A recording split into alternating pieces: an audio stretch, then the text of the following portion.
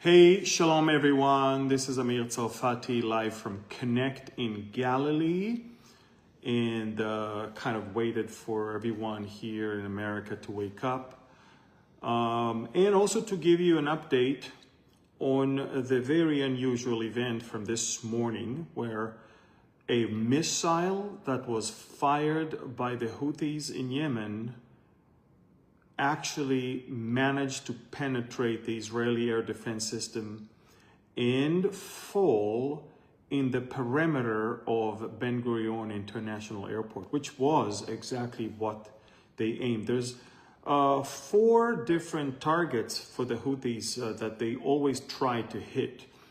The Nevatim Air Base in the south, which is the home of the squadron of F-35s, of our Gulfstreams, and even the Prime Minister's plane.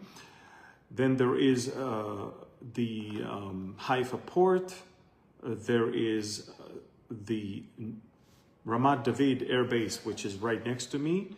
And there is the Ben Gurion International Airport. So they want to hit military bases, seaports, and of course, airports. And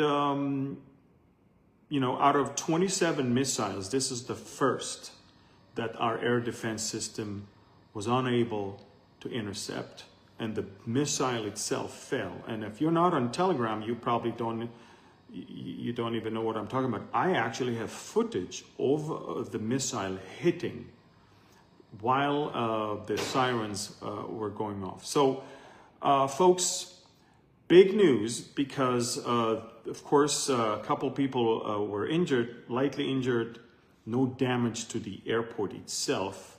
It was mostly, it fell in an orchard of citrus trees that were part of the landscape around the terminals. It didn't hit the terminal, didn't hit the tarmac, didn't hit any plane or vehicle, but it did cause some, damage to the looks of the area. The airport was closed for a few hours until all the debris was removed, so the roads will be open, and then it was reopened. And so Prime Minister Netanyahu is holding right now an emergency consultation. That the defense minister of Israel already announced that Israel is going to strike back. The thing with the Houthis, the thing that you may not know about them, is that the Houthis don't really control all of Yemen. It's a cult of Shiite suicidal people, literally. They don't care if there's hunger. They're very much like Hamas in a way, but they possess capabilities that Hamas doesn't have. Iran is responsible for arming the Houthis with drones and ballistic missiles. And if you ask me, the most appropriate way to deal with the Houthis is not to fight the Houthis, but it's to fight the ones that created them, which is Iran. If the Houthis will know that rockets and missiles they fire will cause Iran to suffer, they might then change their mind. Anyway, expect in the next few days a very, very large Israeli strike in Yemen, in addition to the US strikes. But I think that right now, behind closed doors, Israel is talking to America about striking Iran. And let me tell you why. The talks with Tehran on the nuclear deal are in a deadlock. The Iranians don't want to stop enriching uranium. They do not want to send the enriched uranium to a third party. They do not want to stop their ballistic missile program, and they do not want to dismantle all the facilities that they already have. So I don't see why the Americans should continue. And by the way, the Iranians know that as long as there are talks with America, Israel will not attack. So this is exactly why Israel needs to strike in Iran and nowhere else, because Iran is the mastermind behind the Houthis. Iran arms the Houthis. Iran commands them to do what they do. And I believe that's what's going to happen. Now, regardless, a series of mysterious explosions and fires ever since the explosion in Bandar Abbas. Last night there was another one. Today there were 2 more explosions and also fires. One of them caused an earthquake in Iran. And a lot of people are wondering, is it a nuclear test or what that could cause a 4.0 in the Richter scale earthquake in that area? So bottom line, folks, the Middle East is in a boiling point right now. And what the Houthis did may have boosted their ego, but I think it was a miscalculation because it's no longer just an harassment. This was attacking a very crucial strategic infrastructure of Israel, our only main international airport, a gateway into and out of Israel. Israel will have to respond, and the response must be unusual. You cannot, do things as usual. Now, we're going to do it on our own time whenever we think it's the right time. But again, I think that behind closed doors right now, the consultations between Israel and America is that Iran has to pay the price for it as well. So very interesting morning here. Again, a Houthi missile managed to penetrate the Israeli air defense system. Both the Arrow made by Israel and the THAAD made by America, both systems missed the missile, and it landed in the open field within the territory of the Ben Gurion International Airport. Didn't hit any plane or any tarmac or any terminal building. That didn't happen.